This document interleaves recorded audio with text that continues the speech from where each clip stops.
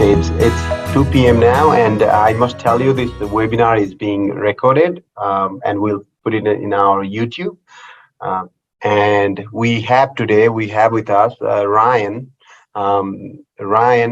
Rowland from United States Geological Survey.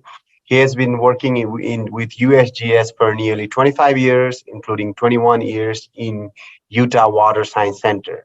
He has led or participated in many hydrologic investigations, including assessment of permeable reactive barrier material for remediation of uranium in shallow groundwater, operation and maintenance of automated water quality profiling, and weather station for lake characterization and Great Salt Lake nutrient and salt mass balance. He is currently the data chief for Utah Water Science Center, and we are very fortunate to have him. Before I hand over to Ryan, I would like to tell you that we are offering a CWEL certification, UCNP certification for this class, and also Irrigation Association certification, and so many others. So if you need, most of those are self-reported, but if you need any of those, send me an email and I will send the certificate to you. Also, after this webinar, I will send an email to all of the attendee with all this information that I just said, and then you can just go in the email and reply to that email. So I think that's it. And without further ado, let's hand the presentation to Ryan. Okay. All right. Well, I'm very glad to be here. Thank you very much, CWEL, for inviting me here today. It's my pleasure to share with you some of the work we do here at the USGS. So I am the data chief over the Utah Water Science Center. That means that I oversee the basic data collection program here in Utah. That includes our stream gauging program. We also have a water level monitoring program that's statewide, and any other just kind of basic data collection activities. Yeah, so it's a great pleasure to share with you the work that we do, and we'll focus in here today on stream flows, and we'll talk a little bit about stream flows in the context of the drought that we've been experiencing here in Utah. So I'm going to just now share my screen, and we'll get going. And feel free to jump in with questions. You can put them in the chat, and I'm happy to answer those as we go along. That kind of helps relax me. It's more of a conversation that way. So well, let's just jump right into it. Okay, we're going to cover a little bit about the basics of operating a stream gauge, because I find that there's, unless you're in the business, you don't necessarily know how these gauges operate. And that's kind of important to understand when you look at stream gauge data. It's always helpful to understand exactly how the monitoring produces the data that you're investigating. And then I'll do some demonstrations of our National Water Dashboard for accessing real-time data. And then we'll look at some really good tools for evaluating drought using the USGS Water Watch website. So those last two bulleted items are going to be demonstrations, real-time demonstrations via the corresponding web pages. Here on the left on this slide is a picture of a couple of our hydrologic technicians conducting a field measurement of discharge at a river that's covered by ice. So in the wintertime, stream gauging is not as fun as it is in the late summer. They have to drill numerous holes across a cross-section in the river, and then they lower velocity instruments down into the water column where they record velocity and the depth of the water.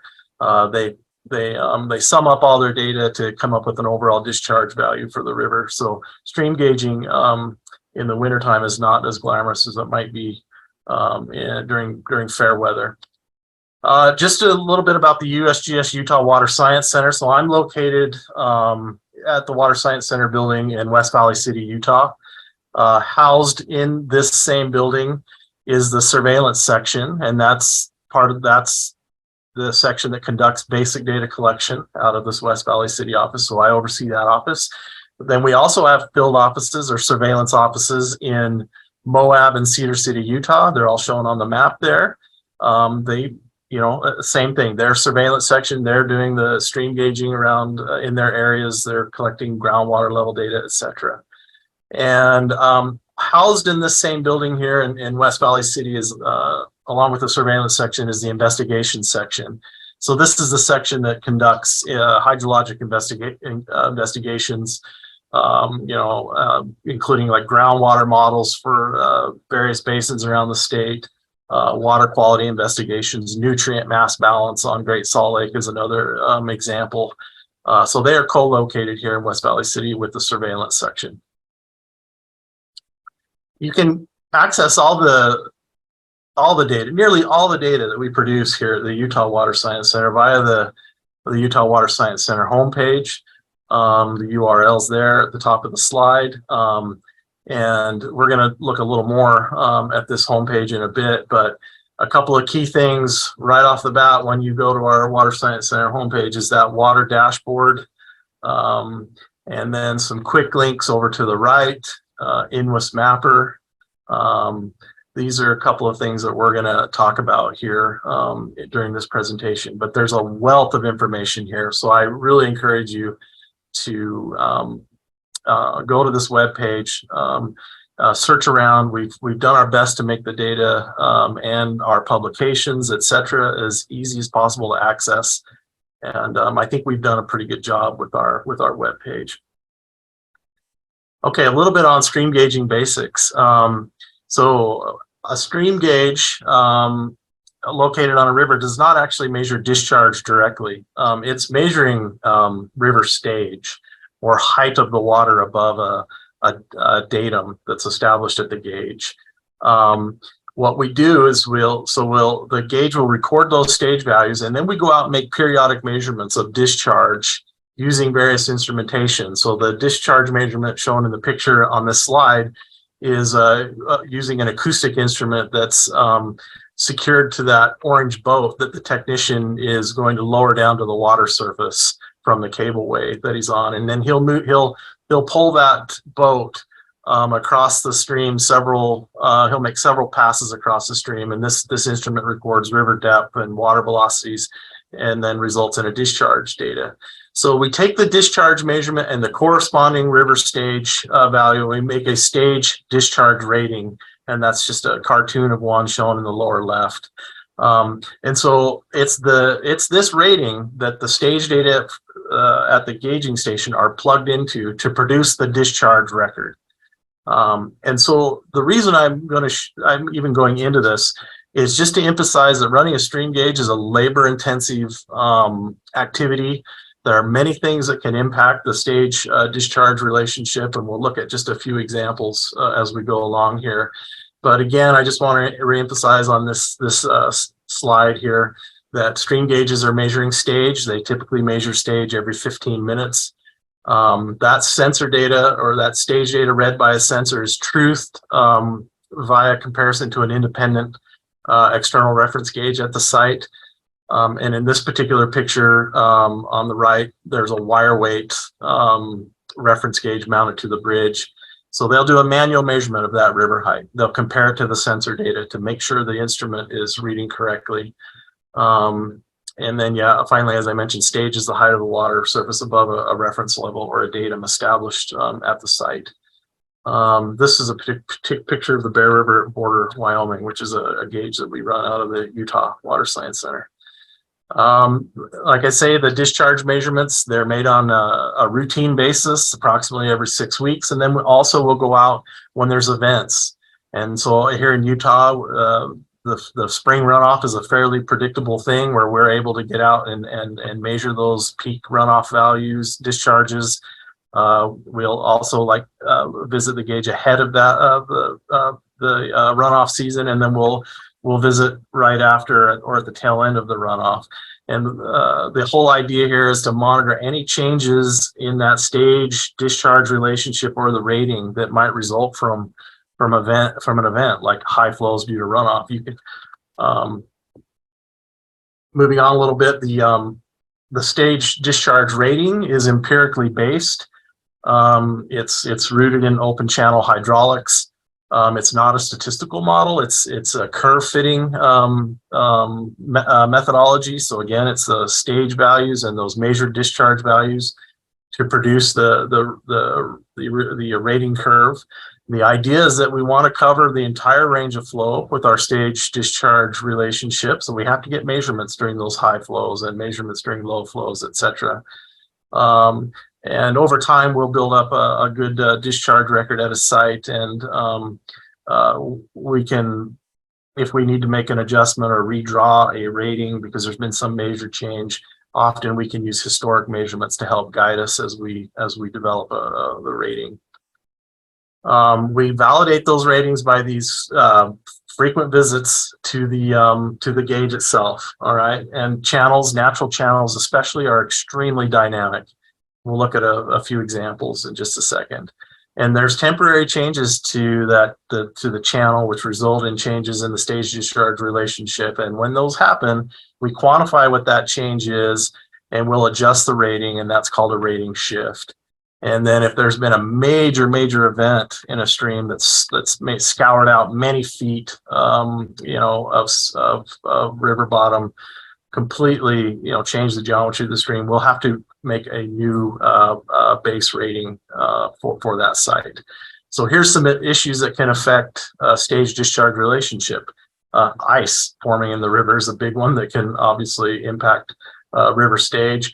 Beavers are the nemesis of USGS stream gaugers, or any stream gauger for that matter. Beaver dams, just beaver activity in a stream in general can be pretty disruptive to maintaining a good stage discharge relationship. You can have debris accumulate where the gauge is in the gauge pool, impacting the stage discharge relationship. I mentioned flood events that are associated with scour and then sediment deposition, aquatic growth, and then human activity. Again, the whole reason I say that I spend time on this is just to emphasize that gauges are kind of a living thing. They require constant attention and constant evaluation of that stage discharge relationship.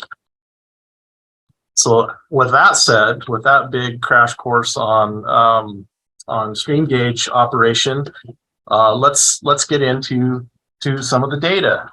And I want to first discuss our relatively new tool for accessing real-time stream gauge data.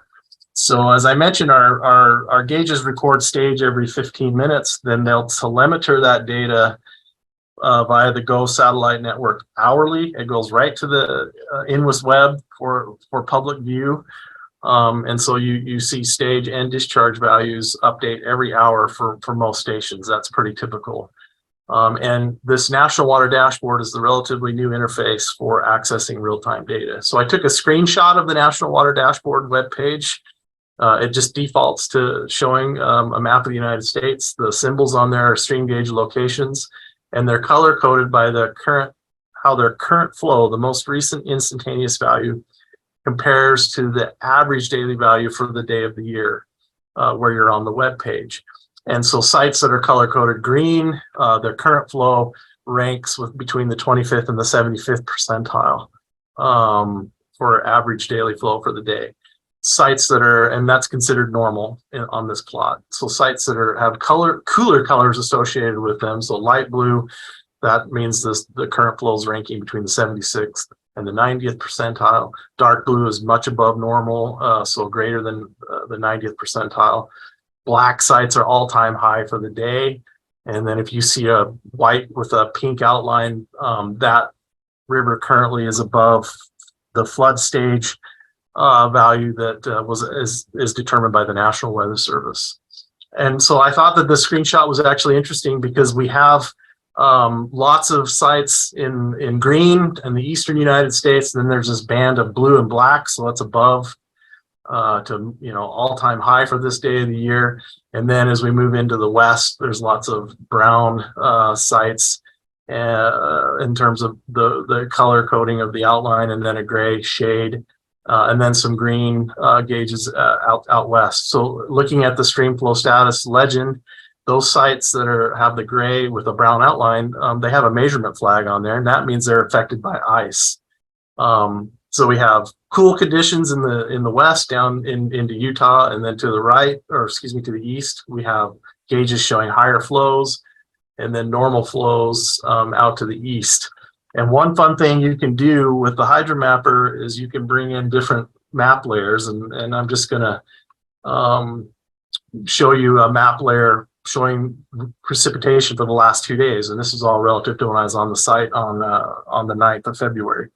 And you see the band of precipitation, heavy precipitation running from Texas up to the northeast. And now I'm just going to toggle back to this to the site showing our stream gauges, and you can see that the blues and the blacks, those are the above normal flows, fit nicely with where all the precipitation activity has been. So the National Water Dashboard is very powerful from that perspective. And before we get into a little bit of a live demo, I have another screenshot of the National Water Dashboard here. And in addition to showing the stream gauges with the circles that are color coded, I brought in air temperature as a base. And the cool air temperatures are shown with the light pink and those light purples, and those fit nicely with where our gauges currently have an ice, or at least on February 9th, had an ice flag. So just interesting relationships between flow status and what the weather conditions are showing. So I'm going to jump now into looking at the National Water Dashboard. There'll be some clumsy transitions here, but bear with me. We'll get to the finish line rather cleanly, I hope. So I've started here at the Utah Water Science Center homepage, and here's the link to the dashboard. Live demos are always risky. Here it's taking a lot longer than it should to load up. There she goes. All right, we lucked out. We're going to get rid of some of these pop-ups. So we have the National Water Dashboard trimmed down to showing Utah plus a little bit of southwestern Wyoming, and because we run some of those gauges in southwestern Wyoming, so the dashboard's trimmed down to the gauges run out of the Utah Water Science Center. I wanted to show you a couple of neat things that you can do right off the bat. So for this view, again, these symbols are our stream gauge locations. They're color coded based on their current flow status and how that compares to historic data for this day of the year. You can easily, just from the default view, click on the Streamflow summary and just select all stations from this layer and scroll down, and you can see the percentage of gauges, the number of gauges, which is this. Yeah, hopefully you can see my pointer. I have day of year status, and the first column is the number of gauges in each of these different flow categories. And then the last column is the percentage of gauges in each of the flow categories. So that right off the bat, the National Dashboard gives you just a snapshot view of current flow conditions in the state. Some sites we're not ranking the flow because we don't have an instantaneous discharge value, and that's related to the ice that we just discussed. And right now, upwards of 32% of our gauges are currently affected by ice, so we don't have a real-time discharge value.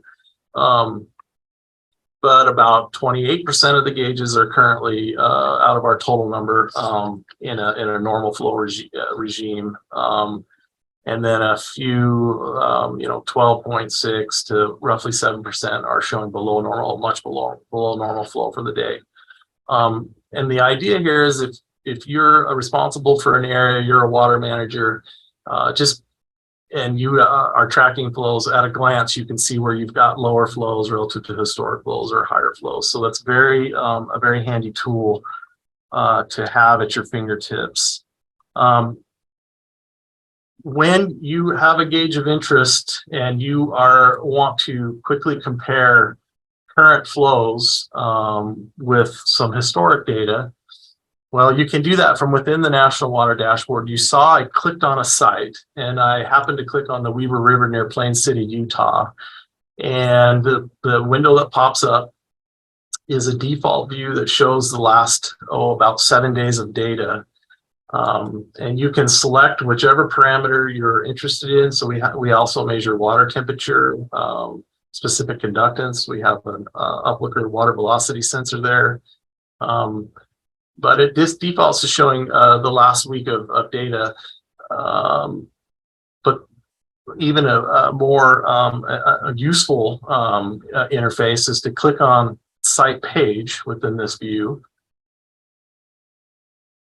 And now we have control over how much data the time frame that we're looking at.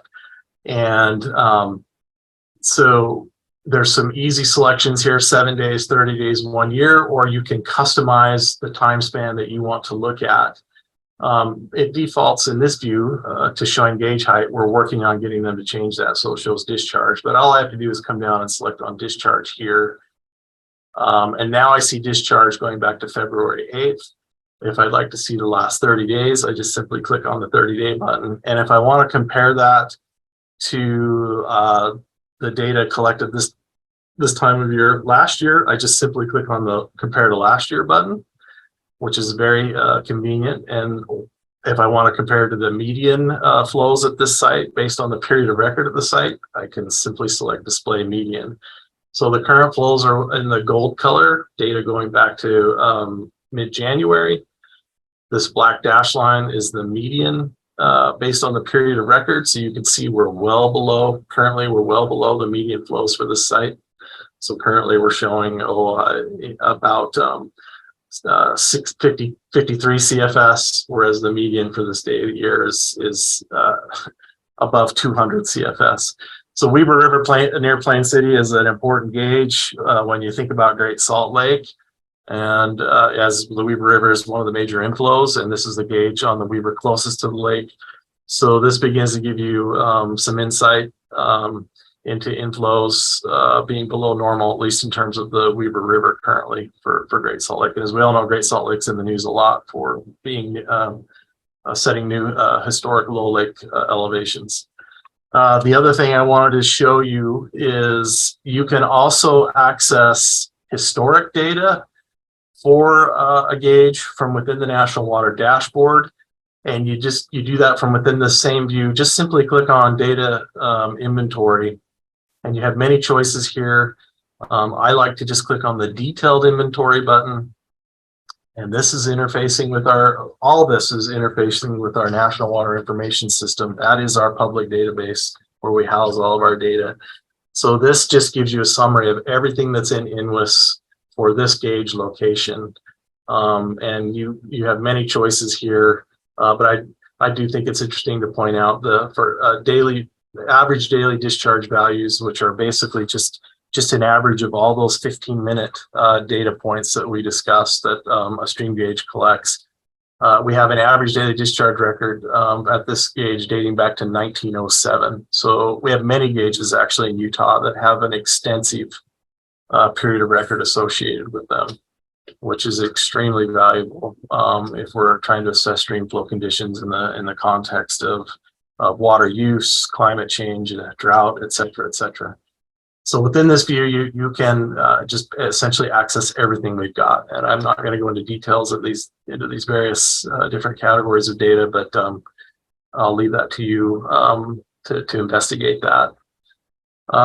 So the next thing we want to look at is going back to the dashboard. It's not just Streamflow data that we can access from the National Water Dashboard, but we also have some real-time groundwater level monitoring stations and lake level monitoring stations. So here I'm within the layers tab of the water dashboard, and Streamflow is turned on. We can turn Streamflow off. And by the way, it defaults to showing weather conditions. So we see radar returns here. Looks like there's some activity potentially in southwestern Utah. I can turn that off to just kind of give us a clean image. And so back to, I'm in the layers tab, USGS stations. We just turned off Streamflow. We can come down. We can turn on groundwater levels, and you see these triangles pop up. So these are groundwater wells where we have instruments and satellite telemetry. So we're reporting water levels in near real time for these wells. And then I can also turn on lake levels. So I go to the surface water tab and I go to lakes and turn that on. And then you see a bunch of lake level monitoring stations around Great Salt Lake. We have one up at Bear Lake. We have one down at Lake Powell. And so Great Salt Lake, just FYI, it's this Saltair boat harbor gauge that's been in the news the most over the last few years. This has a data record dating back to 1847. And if you were to click on this site and go to that detailed data inventory tab that I showed you, you have access to that data going all the way back to 1847. You can see it graphically, or you can download it, whatever you want to do.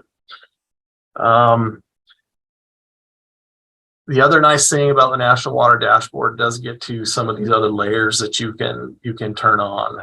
And so I've just clicked on weather conditions, and I'm just curious. I'm going to turn on the latest drought monitor map. So I've just turned on the latest drought monitor map from the US Drought Monitor, and I can zoom back out. Utah's here, and these different colors represent the drought category on the latest drought water monitor map. So that's a very handy thing to be able to do. You have many other options here for bringing in additional map layers.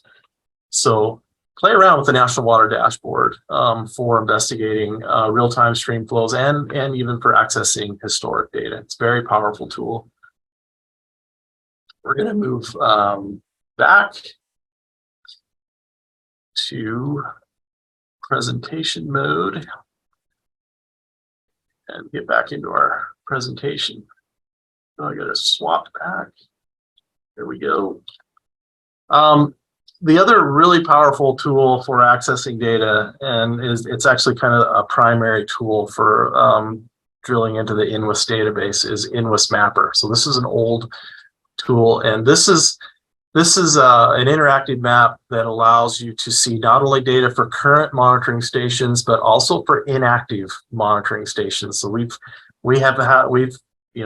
we start stream gauges, run them for a period, depending on if there's a study that needs that gauge, it'll be a short-term study, and then the gauge will be discontinued, and then we'll no longer have real-time data, but there's still historic data. And we have many inactive gauges around the state. Gauges come and they go. And USMapper is definitely the way to access historic data for inactive gauges, or just for understanding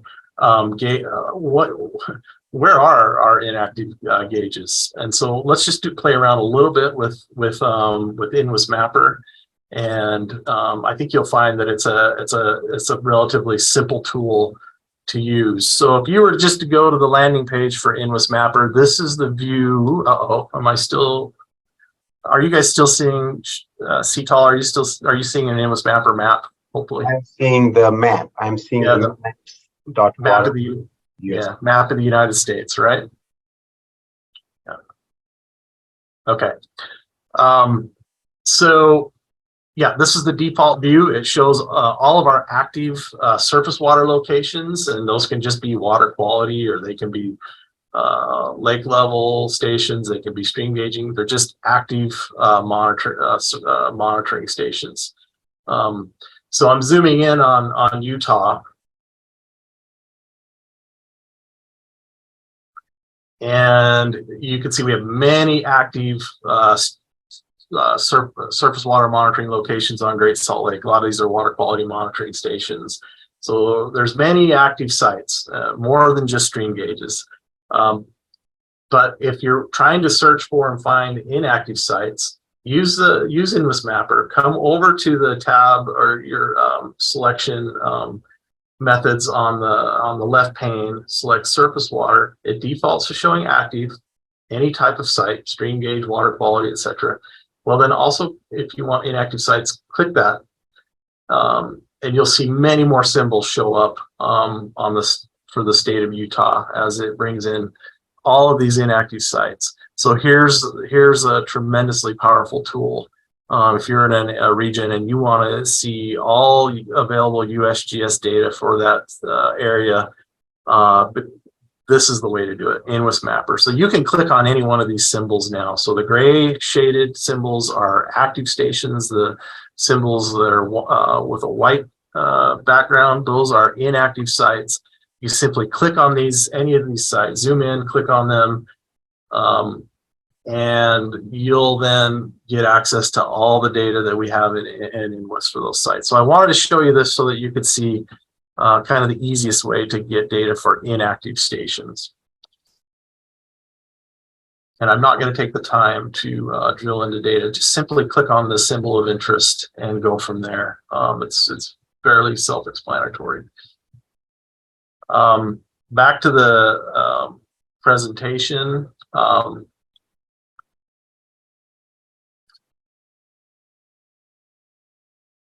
The big tool here for investigating drought, stream flows and drought is actually provided by the USGS Water Watch webpage.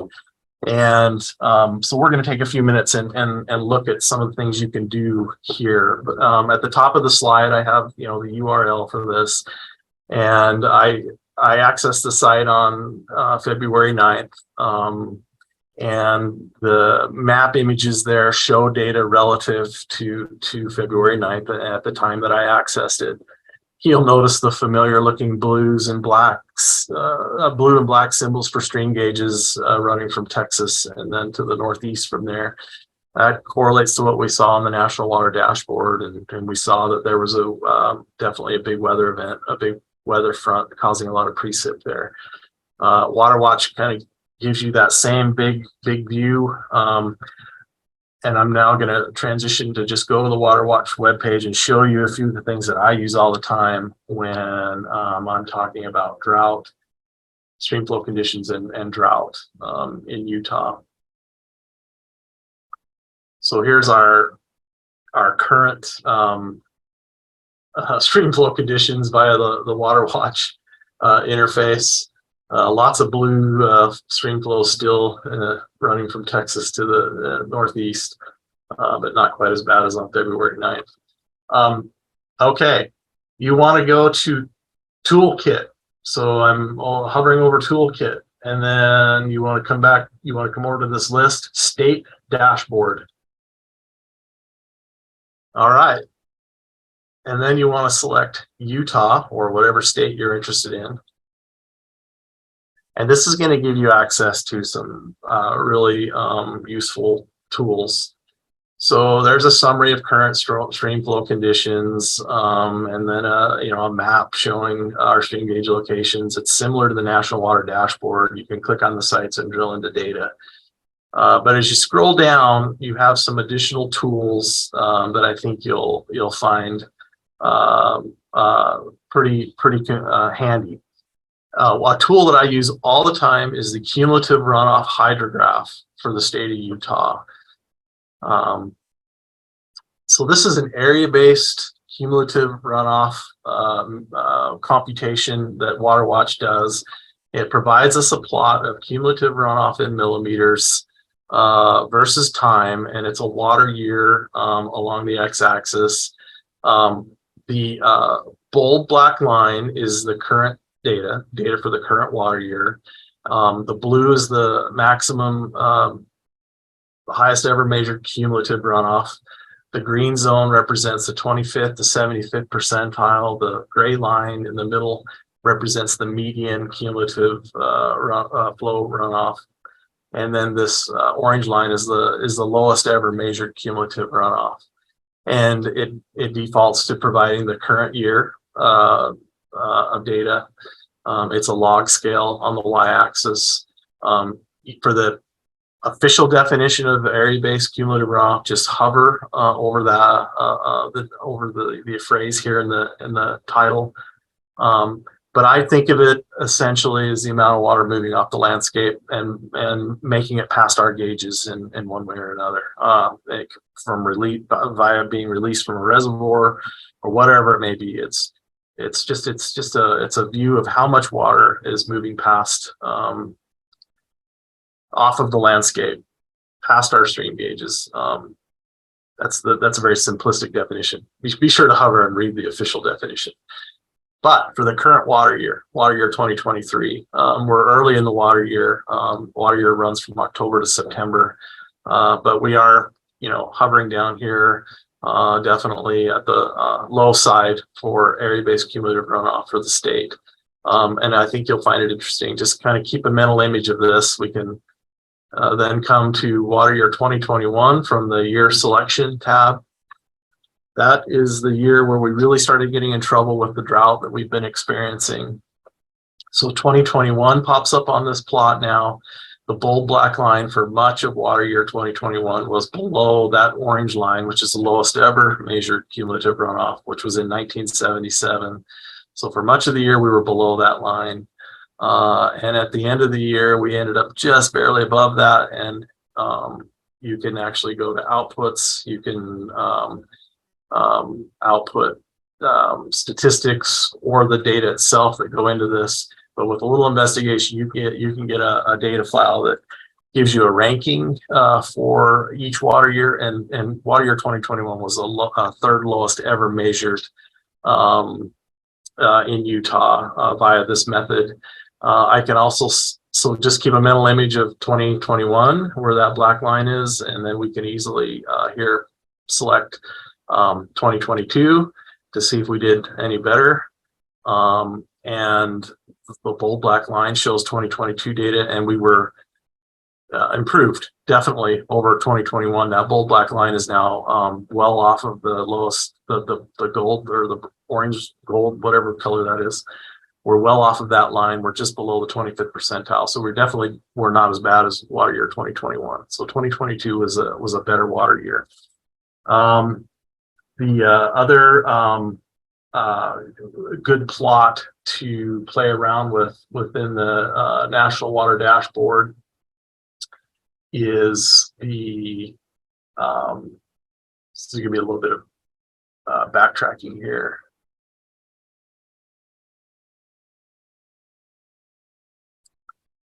The duration hydrograph plot. So this is another area-based runoff type of a plot. We have a log scale on the y-axis. Again, it's millimeters of water, but this is not a cumulative plot, right? It's just looking at the this is a 7-day running average cumulative runoff data point. And the nice thing here is we can view as many as 10 years. So I've just changed the number of years from 2 to 10. And I'm hitting go. The shaded areas are percentile classes. They're defined down here. Greens are, roughly a normal range, 25th to 75th percentile. The cooler colors are above normal, and then the yellows and browns are below normal.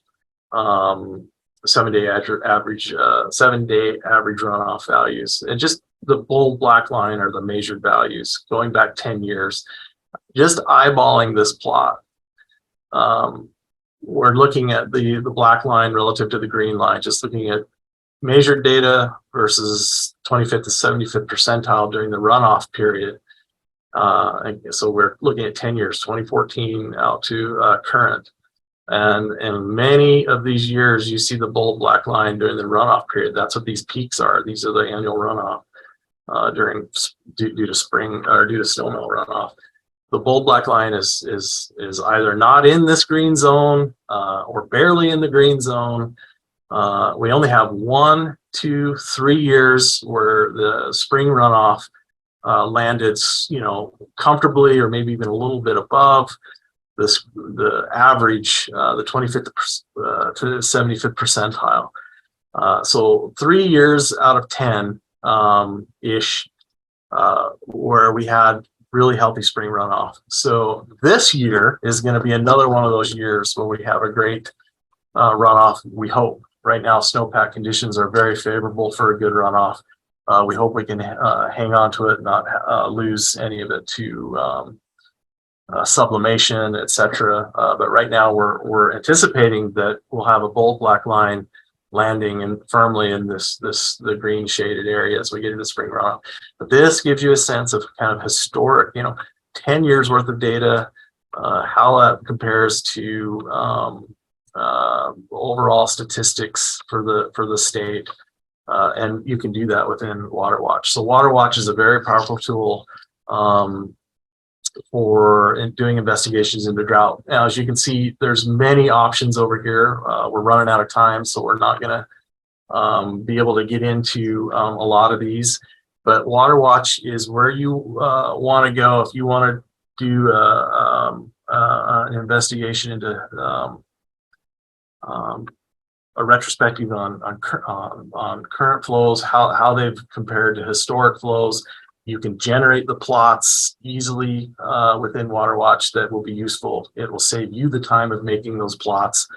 Without WaterWatch, you'd be downloading data from INWIS into a spreadsheet, and trying to create these percentile classes on your own. It would be a tremendous amount of work. WaterWatch does it all for you. So I encourage you to play around with WaterWatch. Now, you can create very similar plots for just individual stream gauging stations. You don't, it's rather than just looking at a state perspective, you can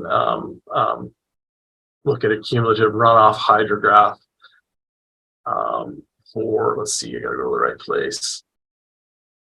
Cumulative Streamflow hydrograph, excuse me, the terminology is a little different when you're going to look at individual gauges. So a cumulative Streamflow hydrograph, here you would enter in the station number. So let's actually go ahead and enter in 10, 12, 6,000. I happen to know that's the Bear River near Corinne, Utah. Let's go to 2021 for the water year. I'm going to change million cubic feet to million acre feet. And we're just going to let it crank away at that. So we can see what a bad water year 2021 was for Streamflow on the Bear River at Corinne. And this is a significant gauge relative to Great Salt Lake as well. It's the gauge, the Bear River is the largest surface water inflow to Great Salt Lake. And our Corinne gauge is the gauge closest to Great Salt Lake that is on the Bear River.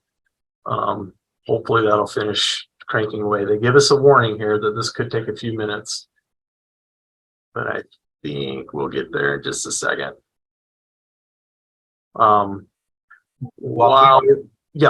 Chris, while we wait for the data, Ryan, while we wait for the data, Chris Gerard asked, is there a public API to access this data programmatically?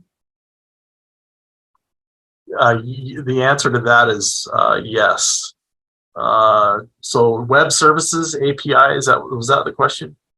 Yeah, is there a public API to access this data programmatically? Meaning, Chris can clarify that, but I think like he means, can we get access to this data, download it and use it or something like that, I guess? Absolutely. All this data is, I'm on the public web page here. These are public websites. You can do exactly what I'm doing. If you want to, if you are running a web page where you're showing our data in a different environment, different types of plots, etc., there are web services that will save you steps. I will, at the end of this, if I just Google USGS web services, and you'll find some tips on how to intercept our data, just using code rather than having to go into these public web pages and click around. So yeah, Google USGS web services. Otherwise, you're going into these, like I'm doing right now, you're going in, you're clicking around and pulling data yourself. You can download all this data from, for example, here we've got the cumulative Streamflow hydrograph now for the Bear River Corinne for water year 2021. So the bold black line shows the 2021 data, and it's outputting right now as a plot, but all I've got to do here is on the output selection tab, select flow, and that'll give you a text file of the data that went in to build this. You download the statistics, and that's a file that summarizes many statistics associated with the data shown in the plot. So yeah, all the data, the whole point, the USGS is mandated to make our data publicly available as the bottom line, and we try to make it easy as well to access the data. So back to the Bear River Corinne, the bold black line is the 2021 data. The gold line is the lowest ever measured cumulative flow at this gauge, which was in 1992, actually. And you can see we're not too far above that lowest ever cumulative flow measured in 1992 in 2021. So these are little things that lead into why the Great Salt Lake is at a historic lows. I do think that's our water watch demo. I'll just wrap up with one final tool that I think you'll find interesting if you're interested in Great Salt Lake. So now I'm just going to search for Great Salt Lake HydraMapper within my web browser, and first return is a site for a USGS site. We in cooperation with Utah Division of Natural Resources created the Great Salt Lake HydraMapper to make the data, make important data that we gather at the lake even easier to access. We just looked at the INWIS Mapper tool. We looked at the National Water Dashboard. These are ways to access data, but sometimes, if people are just interested in something like Great Salt Lake, which has been in the news, it's very advantageous to just create a website specific to that area. So this is a website specific to Great Salt Lake. It provides easy access to salinity, lake level data, data from our stream gauges on the major surface water inflows. So that's what each of these boxes represent here.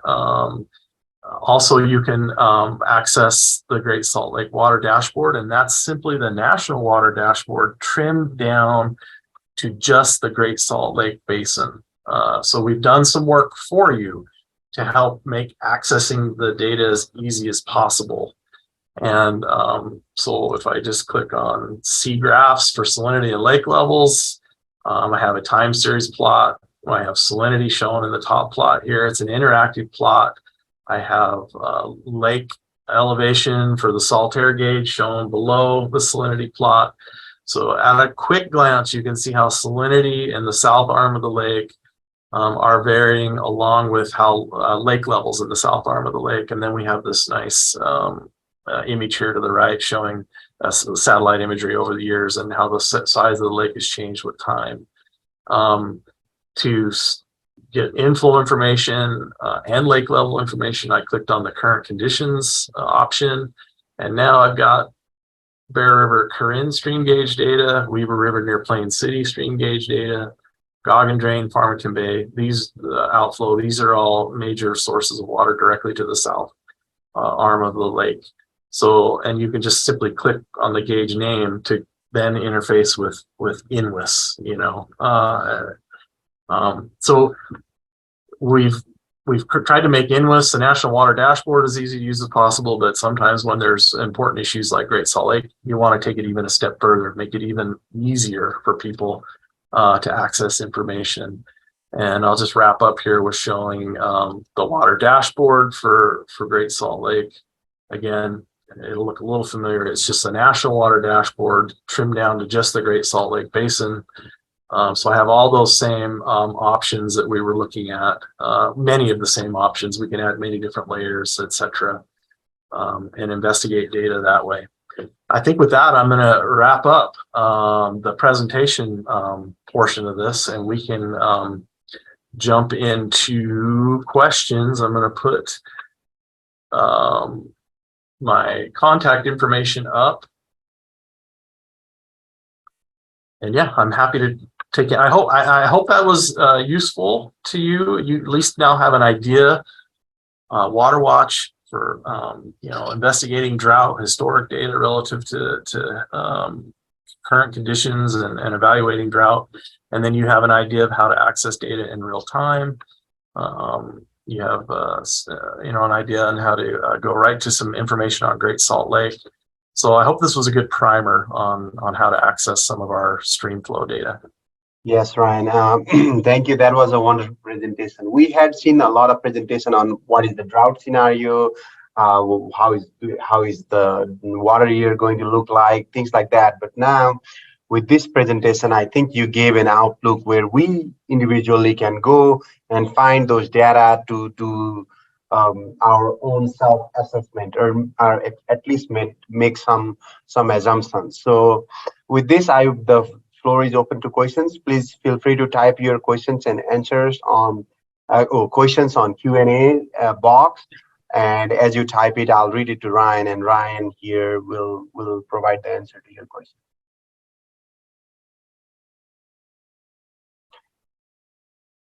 Also, while we wait for the questions, I would like to say that once we end this presentation, there will be a short survey open on your browser. Feel free to provide your feedback, comments. It takes like a minute or two. We will send a follow-up email to all the participants on the CEUs and things like that. And yeah, shoot me an email if you have any other questions. I don't see any questions on the question and answer box, Q&A box. So Ryan, like I was wondering, so are we going to see a little bit better water year, or how is it going to look like compared to other years? Yeah, so the water year so far is, in particular because of the snowpack, the water year this year should be much improved over last year, and especially much improved over water year 2021, which was, like I mentioned, that was the third lowest ever measured area-based cumulative runoff in Utah. This year, the snowpack right now is 130 to 180% of normal. I think statewide average is like 100. I think it's about 155. Yeah, we've had really cold air temperatures, which is helping to hang on to that snowpack. There's not a lot of sublimation happening, which is fantastic. And by the way, the Natural Resources Conservation Service, they run the SNOWTEL network. That's the snowpack. They monitor snowpack statewide and in adjoining states. So if you just Googled Utah SNOWTEL network, you can play around, much like we just did here for Streamflows. You can play around and investigate snowpack information. They also provide water supply forecasts. And then the National Weather Service Colorado Basin River Forecast Center. Again, that's the National Weather Service Colorado Basin River Forecast Center. They provide forecasts for stream flows as well. So both they do that, and as well as NRCS. Both agencies provide forecast information for stream flows. Unfortunately, we do not do forecasts for stream flows. We kind of missed out on that game, and we give the measurements. We do the measurements. We truth the forecasts that come in. Yeah. So, but yeah, we're looking good so far. But still, looking at the graphs, we are way lower than the median and average. Yes. So that makes the questions up. We should keep doing conservation work, conservation practices, and I think things like that. That's extremely important, and that's a great point, because our reservoirs in Utah are, I just saw a presentation today, reservoir capacity. Reservoirs are about 50% full. So the first, the reservoir managers are going to want to capture a lot of this runoff to help fill the reservoirs and make up for these many years of drought that we've been experiencing, try to make up for that. And so the amount of water that actually makes it, all the way downstream to the lowest point of the Great Salt Lake Basin, for example, which is Great Salt Lake, that remains to be seen how much water will actually make it to the lake, to Great Salt Lake itself. So conservation is still very, very important. One good water year is not going to bail us out of this problem that we have right now. We need to string together 2, 3, even 4 years like this to get us very healthy in terms of our water supply.